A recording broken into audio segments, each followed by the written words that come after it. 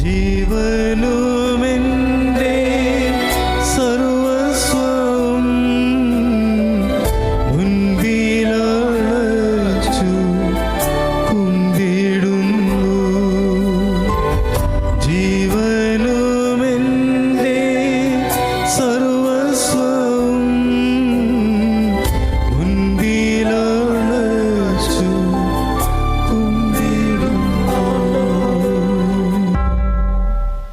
പരിശുദ്ധ പരമ ദിവ്യകാരുണ്യത്തിന് എന്നേരവും ആരാധനയും സ്തുതിയും പുകഴ്ചയും ഉണ്ടായിരിക്കട്ടെ. ദൈവസന്നിധിയിൽ നമുക്ക് എഴുന്നേറ്റ് നിൽക്കാം. ദൈവത്തിൻ്റെ കരുണയ്ക്കായി നമ്മൾ ഒരുമിച്ചുകൂടി പ്രാർത്ഥിക്കുന്ന സമയം, നമ്മുടെ ആവശ്യങ്ങൾ, നമ്മുടെ കുടുംബത്തിൻ്റെ ആവശ്യങ്ങൾ, ലോകം മുഴുവൻ്റെയും ആവശ്യങ്ങളെ കർത്താവിൻ്റെ കരങ്ങളിൽ ഏൽപ്പിച്ച് ഈ സമയം നമുക്ക് പ്രാർത്ഥിക്കാം. ദൈവം കാരുണ്യവാനായ ദൈവമാണ്. തന്നെ വിളിച്ചപേക്ഷിക്കുന്നവർക്ക് കരുണ വർഷിക്കുന്ന ദൈവമാണ്. നമ്മുടെ എല്ലാ പ്രവൃത്തികൾക്കും പ്രതിഫലം നൽകുന്ന ദൈവമാണ്. അബോധ്യത്തോടെ അല്പസമയം നമുക്ക് ഈ ദൈവത്തെ സ്വതന്ത്രമായിട്ട് സ്തുതിക്കുകയും ആരാധിക്കുകയും ചെയ്യാം. യേശുവേ നന്ദി, യേശുവേ സ്തുതി, ഹല്ലേലൂയ, ഹല്ലേലൂയ. കർത്താവേ, ഞങ്ങളങ്ങേ ആരാധിക്കുന്നു, സ്തുതിക്കുന്നു. അങ്ങയുടെ മഹനീയ നാമം ഉയർത്തി ഞങ്ങൾ പ്രാർത്ഥിക്കുന്നു. കർത്താവേ, ആ നാമം വാഴ്ത്തി പ്രാർത്ഥിക്കുന്ന ഞങ്ങളുടെ മേൽ അവിടുത്തെ ശക്തിയും കൃപയും കരുണയും വർഷിക്കണമെന്ന് പ്രാർത്ഥിക്കുന്നു. Hallelujah, hallelujah. യേശുവേ നന്ദി, യേശുവേ നന്ദി, യേശുവേ നന്ദി. ലോകമാസകലമുള്ള നമ്മുടെ സഹോദരങ്ങളോട് ചേർന്ന് നമുക്ക് പ്രാർത്ഥിക്കാം. ദൈവത്തിൻ്റെ കരുണയ്ക്കായി പ്രാർത്ഥിക്കാം. ഈ മണിക്കൂർ ദൈവം തൻ്റെ കരുണ, തൻ്റെ കൃപ പ്രത്യേകമാംവിധം നമ്മുടെ മേൽ അയക്കുന്ന സമയമാണ്. അബോധ്യത്തോടെ നമുക്ക് പ്രാർത്ഥിക്കാം. ഈശോയുടെ തിരുഹൃദയത്തിൽ നിന്ന് ഞങ്ങൾക്ക് കാരുണ്യ സ്രോതസ്സായി ഒഴുകിയിറങ്ങിയ തിരുരക്തമേ, തിരുജലമേ, ഞങ്ങൾ അങ്ങയിൽ ശരണപ്പെടുന്നു. ഈശോയുടെ തിരുഹൃദയത്തിൽ നിന്ന് ഞങ്ങൾക്ക് കാരുണ്യ സ്രോതസ്സായി ഒഴുകിയിറങ്ങിയ തിരുരക്തമേ, തിരുജലമേ, ഞങ്ങൾ അങ്ങയിൽ ശരണപ്പെടുന്നു. ഈശോയുടെ തിരുഹൃദയത്തിൽ നിന്ന് ഞങ്ങൾക്ക് കാരുണ്യ സ്രോതസ്സായി ഒഴുകിയിറങ്ങിയ തിരുരക്തമേ, തിരുജലമേ, ഞങ്ങൾ അങ്ങയിൽ ശരണപ്പെടുന്നു. സ്വസ്ഥാനങ്ങളിരിക്കാം. ദൈവത്തിൻ്റെ കരുണയെക്കുറിച്ച് വചനവെളിച്ചത്തിൽ ധ്യാനിച്ച് ഈ കരുണയ്ക്കായിട്ട് നമുക്ക് പ്രത്യേകം പ്രാർത്ഥിക്കുകയും ചെയ്യാം. മത്തായിയുടെ സുവിശേഷം 5-ാം അധ്യായത്തിൻ്റെ 7-ാമത്തെ വചനം നമ്മെ പഠിപ്പിക്കുന്ന ഒരു കാര്യമുണ്ട്. കരുണയുള്ളവർ ഭാഗ്യവാന്മാർ, അവർക്ക് കരുണ ലഭിക്കും.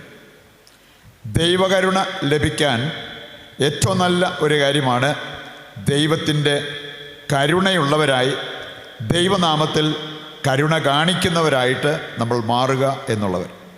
അങ്ങനെയുള്ളവർ ഭാഗ്യപ്പെട്ടവർ. അവർക്ക് ദൈവകരുണയ്ക്ക് ഒരു കുറവും വരില്ല. ഈ മേഖലയിൽ 2 കാര്യങ്ങളാണ് പ്രത്യേകം നമ്മൾ ശ്രദ്ധിക്കേണ്ടത്.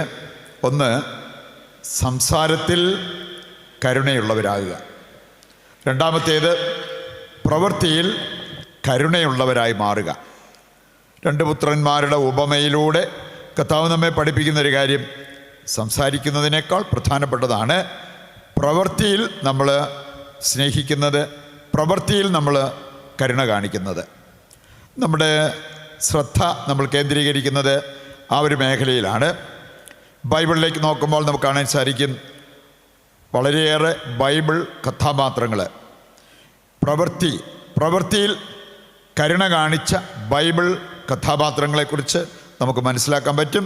അവർക്കെല്ലാം ലഭിച്ച പ്രതിഫലവും വളരെ വലുതായിരുന്നു. അതുപോലെ നമ്മൾ പ്രവൃത്തിയിൽ കരുണയുള്ളവരായിട്ട് മാറണം. ആദ്യമായിട്ട് നമ്മൾ ഏതാനും വചനഭാഗങ്ങൾ എടുക്കുകയാണ്. വളരെ പ്രധാനപ്പെട്ട ചില വചനഭാഗങ്ങൾ. പ്രവൃത്തിയിൽ നമ്മൾ കരുണയുള്ളവരായി മാറണം എന്ന് കർത്താവ് നമ്മെ പഠിപ്പിക്കുന്ന കാര്യങ്ങളാണ് ഇവിടെയെല്ലാം പറയപ്പെട്ടിരിക്കുന്നത്. ലൂക്കായുടെ സുവിശേഷം 6-ാം അധ്യായം 31-ാമത്തെ വചനം.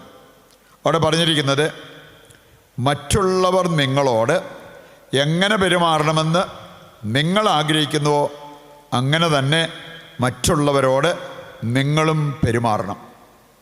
നമുക്കറിയാം, നമ്മൾ ആഗ്രഹിക്കുന്നത് മറ്റുള്ളവർ നമ്മെ മനസ്സിലാക്കണം, സ്നേഹിക്കണം, അംഗീകരിക്കണം, സഹായിക്കണം. അങ്ങനെ പലതും മറ്റുള്ളവരിൽ നിന്ന് നമ്മൾ പ്രതീക്ഷിക്കാറുണ്ട്. വചനം പറയാണ്, നീ എന്ത് മറ്റുള്ളവരിൽ നിന്ന് പ്രതീക്ഷിക്കുന്നുവോ നീ ഇത് മറ്റുള്ളവർക്ക് നൽകാൻ തയ്യാറാകണം. ഒരു ഭാര്യ ഭർത്താവിൽ നിന്നും പ്രതീക്ഷിക്കുന്നത് ആ ഭർത്താവിന് നൽകാനും അവർക്ക് മനസ്സുണ്ടാകണം. അതുപോലെ തന്നെ ഭർത്താവ് ഭാര്യയിൽ നിന്ന് പ്രതീക്ഷിക്കുന്നത് പോലെ ഭാര്യ പ്രതീക്ഷിക്കുന്നുവെന്ന് മനസ്സിലാക്കി നൽകുവാനായിട്ട് സാധിക്കണം. അതാണ് നമ്മുടെ പ്രവൃത്തിയുടെ പ്രാധാന്യത്തെ സൂചിപ്പിക്കുന്ന ഒരു വചനം. യാക്കോസ്ലീഹ 2-ാം അധ്യായം 13-ാമത്തെ വചനം നമ്മൾ കൂടെ കേൾക്കാറുള്ള ഒരു വചനമാണ്. യാക്കോബ് 2:13. അവിടെ പറഞ്ഞിരിക്കുന്നത് കാരുണ്യരഹിതരുടെ മേൽ കാരുണ്യരഹിതമായ വിധിയുണ്ടാവും. അത് നമ്മൾ കരുണയില്ലാതെ സംസാരിച്ചാൽ അതിൻ്റെ റിസൾട്ട് അപ്രകാരമായിരിക്കും.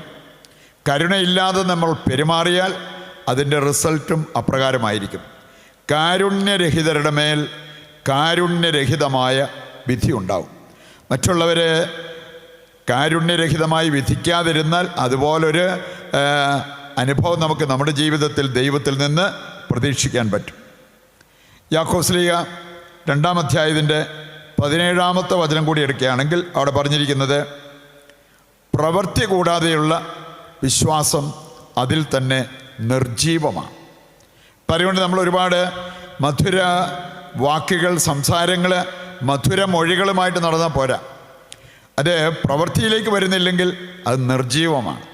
നമുക്കറിയാമല്ലോ, ഈ ധ്യാനാത്മകമല്ലാതെ നമ്മൾ പ്രാർത്ഥിക്കുന്ന ജപമാല ആത്മാവില്ലാത്ത ശരീരം പോലെയാണെന്നാണ് പറഞ്ഞു. ആത്മാവില്ലാത്ത ശരീരം മൃതമാണ് എന്ന് പറഞ്ഞ പോലെ ധ്യാനാത്മകമായിട്ട് നമ്മൾ ജപമാല പ്രാർത്ഥിക്കുന്നില്ലെങ്കിൽ ആത്മാവില്ലാത്ത ശരീരം പോലെ. ഏതാണ്ട് അതുപോലെ പറഞ്ഞിരിക്കുകയാണ് പ്രവൃത്തിയില്ലാത്ത വിശ്വാസത്തെക്കുറിച്ച്. നാം വിശ്വസിക്കുന്നുണ്ടെങ്കിൽ ആ വിശ്വാസം നമുക്ക് പ്രവൃത്തിയിൽ കൊണ്ടുവരുവാൻ സാധിക്കണം എന്നുള്ളത് ദൈവം നമ്മെ ഓർമ്മിപ്പിക്കുക. ഈ പ്രവൃത്തിയിൽ വരുന്ന വിശ്വാസം, അതിനാണ് ശരണം എന്ന് പറയുന്നത്. വിശ്വാസം നമ്മൾ ജീവിക്കാൻ തുടങ്ങുമ്പോൾ നമ്മൾ ദൈവത്തിൽ ശരണപ്പെടുന്നവരായിട്ട് മാറുന്നു. ഈ ശരണം ദൈവത്തിൻ്റെ കരുണ പ്രാപിക്കാൻ നമുക്ക് വളരെ പ്രധാനപ്പെട്ട ഒരു കാര്യം കൂടിയാണ്. ഒബാദ്യായുടെ പുസ്തകം 1:15 വായിച്ചാൽ പ്രവൃത്തിയുടെ പ്രാധാന്യത്തെക്കുറിച്ച് ഈ വചനം നമ്മെ പഠിപ്പിക്കുന്നുണ്ട്. ഒബാദ്യ 1:15 പറഞ്ഞിരിക്കുന്നത് നിൻ്റെ പ്രവൃത്തി നിൻ്റെ തന്നെ തലയിൽ വന്ന് വീഴും എന്ന് പറഞ്ഞാൽ, നല്ലത് പ്രവർത്തിച്ചാൽ അത് അനുഗ്രഹമായിട്ട് എൻ്റെ ജീവിതത്തിൽ വരും. ഞാൻ തിന്മ പ്രവർത്തിച്ചാൽ അതിൻ്റേതായിട്ടുള്ള ശിക്ഷ ഏറ്റെടുക്കേണ്ടി വരും എന്നുള്ളതാണ് ഈ വചനം നമ്മെ ഓർമ്മിപ്പിക്കുന്നത്. മത്തായിയുടെ സുവിശേഷം 18:33 വായിച്ചാൽ അവിടെ പറഞ്ഞിട്ടുണ്ട്, ഞാൻ നിങ്ങളോട് കരുണ കാണിച്ചതുപോലെ നിങ്ങളും പരസ്പരം കരുണ കാണിക്കേണ്ടതായിരുന്നില്ലേ? ദൈവം നമ്മോട് കരുണ കാണിച്ചതുകൊണ്ട് മറ്റുള്ളവരോട് കരുണ കാണിക്കാനുള്ള ഒരു കടപ്പാട് നമുക്കുണ്ടെന്ന് കർത്താവ് നമ്മെ ഓർമ്മിപ്പിക്കുക. മത്തായി 25:40 മുതലുള്ള വചനം വായിച്ചാൽ അവിടെ പറഞ്ഞിട്ടുണ്ട്, എൻ്റെ ഈ എളിയ സഹോദരരിൽ ഒരുവന് നീ ഇത് ചെയ്തു കൊടുത്തപ്പോൾ നീ എനിക്ക് തന്നെയാണ് അത് ചെയ്തത്. അപ്പോൾ നമ്മുടെ സഹോദരങ്ങളെ സഹായിക്കുമ്പോഴും സഹായിക്കാതിരിക്കുമ്പോഴും ദൈവത്തോട് തന്നെയാണ് അത് ചെയ്തത് എന്ന് വചനത്തിൽ കർത്താവ് നമ്മെ ഓർമ്മിപ്പിക്കുക. മത്തായിയുടെ സുവിശേഷം 10-ാം അധ്യായത്തിൻ്റെ 40 മുതൽ വായിക്കുമ്പോൾ അവിടെ പറഞ്ഞിട്ടുണ്ട്, എൻ്റെ നാമത്തിൽ നീ ഒരാൾക്ക് ഒരു ഗ്ലാസ് വെള്ളം കൊടുത്തിട്ടുണ്ടെങ്കിൽ അതിനുള്ള പ്രതിഫലം നിനക്ക് ലഭിച്ചിരിക്കും. പറയുണ്ട്, പ്രിയപ്പെട്ടവരെ, കർത്താവിൻ്റെ നാമത്തിൽ നമ്മൾ ചെയ്യുന്ന എല്ലാ നല്ല പ്രവൃത്തികൾക്കും കർത്താവ് തന്നെ നമുക്ക് പ്രതിഫലം നൽകുമെന്നുള്ള വാഗ്ദാനമാണ് ഈ വചനഭാഗങ്ങളിൽ നമുക്ക് ലഭിക്കുന്നത്. എന്താണ് ശരിക്കും അനുകമ്പ? മേഴ്സി, അനുകമ്പ, കരുണാർദ്ര സ്നേഹം, അതെന്താണെന്ന് നമ്മൾ മനസ്സിലാക്കിയിരിക്കുന്നത് നല്ലതാണ്. ഇംഗ്ലീഷിൽ പറഞ്ഞിരിക്കുന്നത് എങ്ങനെയാണ്? A tangible expression of love to those who suffer or those in need. ശരിക്കും പ്രവൃത്തിയിൽ നമ്മൾ സ്നേഹത്തിൻ്റെ ഒരു പ്രവൃത്തി പാവപ്പെട്ടവരോട്, സഹിക്കുന്നവരോട് നമ്മൾ കാണിക്കുന്നത്, അതാണ് ശരിക്കും അനുകമ്പ. സ്നേഹത്തിൻ്റെ ഒരു പ്രവൃത്തി. നമ്മൾ വർത്തമാനം പറഞ്ഞാൽ പോരാ, നമുക്ക് ഒരുപാട് നല്ല ആശയങ്ങൾ തലയ്ക്കകത്ത് വന്നാൽ പോരാ, അത് എത്രമാത്രം പ്രവൃത്തിയിൽ നമ്മൾ എത്തിക്കുന്നു അത് പ്രധാനപ്പെട്ടതാണ്. നമുക്ക് വേണ്ടത് എമ്പതി എന്ന് പറയും, സിമ്പതി അല്ല, എമ്പതി. ഇംഗ്ലീഷിൽ എമ്പതി എന്ന പദത്തിൻ്റെ അർത്ഥം തന്നെ സഹാനുഭൂതി. നമുക്കറിയാം, സിമ്പതി എന്ന് പറഞ്ഞാൽ സഹതാപം. നമുക്ക് വേണമെങ്കിൽ മറ്റുള്ളവരോട് സഹതാപം തോന്നാം, അതുകൊണ്ട് കാര്യമില്ല. സഹാനുഭൂതി എന്ന് പറഞ്ഞാൽ മറ്റൊരാളുടെ അവസ്ഥ ഉൾക്കൊണ്ടുകൊണ്ട്, ആ അവസ്ഥ നമ്മുടെ അവസ്ഥയായി കണ്ടുകൊണ്ട് അവരെ സഹായിക്കാൻ മനസ്സ് കാണിക്കുന്നത്, അതാണ് സഹാനുഭൂതി. നമുക്ക് ഏതാനും ബൈബിൾ കഥാപാത്രങ്ങളെ മനസ്സിലാക്കാം. അവരൊക്കെ മറ്റുള്ളവരോട് കരുണ കാണിച്ച് വലിയ പ്രതിഫലം ജീവിതത്തിലേക്ക് ഏറ്റെടുത്തവരാണ്. ആദ്യമായിട്ട് നമ്മൾ ലൂക്ക 10-ാം അധ്യായം 25 മുതൽ വായിക്കുമ്പോൾ, നല്ല സമറായക്കാരൻ. അവൻ ആ മുറിവേറ്റവനെ വെച്ച് കെട്ടി സത്രത്തിൽ കൊണ്ടേയാക്കി അവന് വേണ്ട പണവും അവിടെ ചിലവഴിക്കുന്നത് നമുക്ക് കാണാൻ പറ്റും. നല്ല സമറായക്കാരൻ, മറ്റുള്ളവരുടെ വേദനയിൽ വേദനിച്ച് അവരുടെ മുറിവുണക്കാനുള്ള നമ്മുടെ നല്ല മനസ്സ്, അതാണ് അനുകമ്പ, കരുണാർദ്ര സ്നേഹം എന്ന് പറയുന്നത്. പുറപ്പാട് പുസ്തകം 2-ാം അധ്യായം 5-ഉം 6-ഉം വചനങ്ങളെടുത്താൽ, ഫറവോയുടെ മകള് അവൾക്ക് മോശയോട് കരുണ തോന്നി ആ കുഞ്ഞിനെ വെള്ളത്തിൽ നിന്നെടുത്ത് ആ കുഞ്ഞിനെ സംരക്ഷിക്കാനും അതിനെ വളർത്താനും തീരുമാനമെടുക്കുന്നത് നമ്മൾ കാണുന്നു. ഫറവോയുടെ മകള് കാണിച്ചത് ഒരു കാരുണ്യ പ്രവൃത്തിയാണ്. ദാവീദ് സാവൂളിനോട് കാണിച്ച കാരുണ്യം നമ്മൾ കാണുന്നുണ്ട്. 1 സാമുവേൽ 24-ാം അധ്യായത്തിലും 26-ാം അധ്യായത്തിലും. തന്നെ കൊല്ലാൻ നോക്കി നടന്നവനാണ്, അവനെ കൈ കിട്ടിയിട്ട് ഒരു പോറൽ പോലും ഏൽപ്പിക്കാതെ വെറുതെ വിടുന്ന, അവനോട് കരുണ കാണിക്കുന്ന ദാവീദിനെ നമ്മളിവിടെ കാണുന്നു.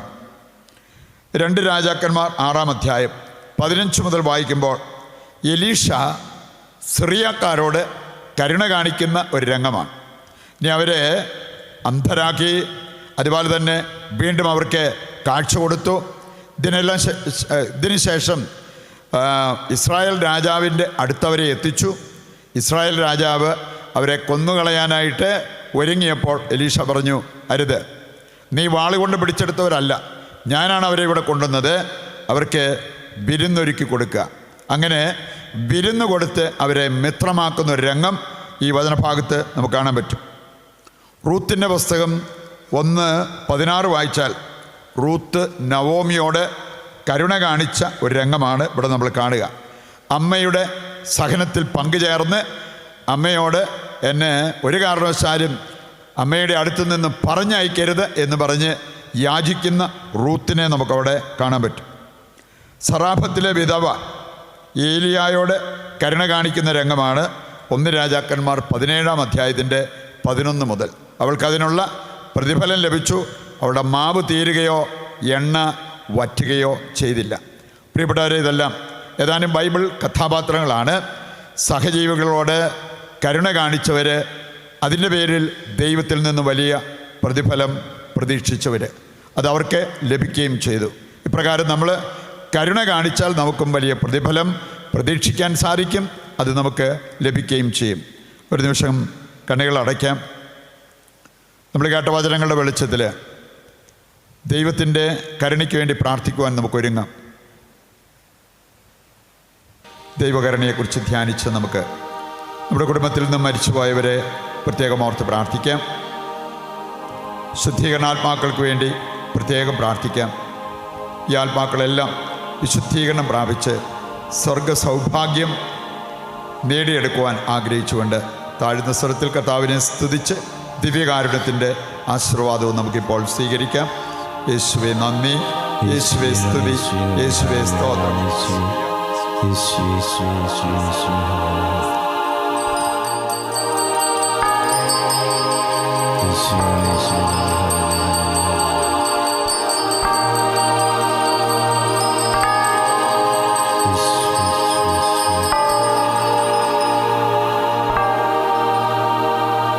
പരിശുദ്ധ പരമമാ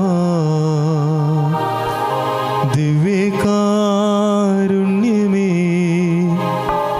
എന്നുമെന്നും അങ്ങേയ്ക്കാരാധന.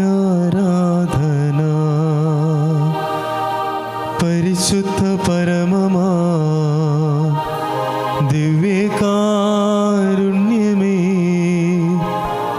എന്നുമെന്നും അങ്ങേക്കാരാധന. പരിശുദ്ധ പരമമാ ദിവ്യകാരുണ്യമേ എന്നുമെന്നും അങ്ങേക്കാരാധന. പരിശുദ്ധ അമ്മയുടെ വിമല ഹൃദയത്തിൽ നമ്മെയും നമ്മുടെ എല്ലാ ആവശ്യങ്ങളെയും പ്രതിഷ്ഠിച്ച് നമുക്ക് പ്രാർത്ഥിക്കാം.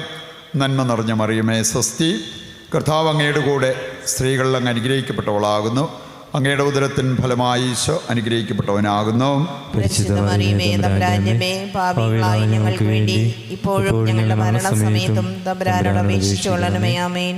ഞങ്ങളുടെ സഹായമായ പരിശുദ്ധ മറിയമേ, ഞങ്ങൾക്ക് വേണ്ടി അപേക്ഷിക്കണമേ. വിശുദ്ധ ഫൗസ്റ്റീനായേ, ഞങ്ങൾക്ക് വേണ്ടി അപേക്ഷിക്കണമേ. ഈശോ മിശിഹായ്ക്ക് സ്തുതിയായിരിക്കട്ടെ. സ്തുതിയായിരിക്കട്ടെ.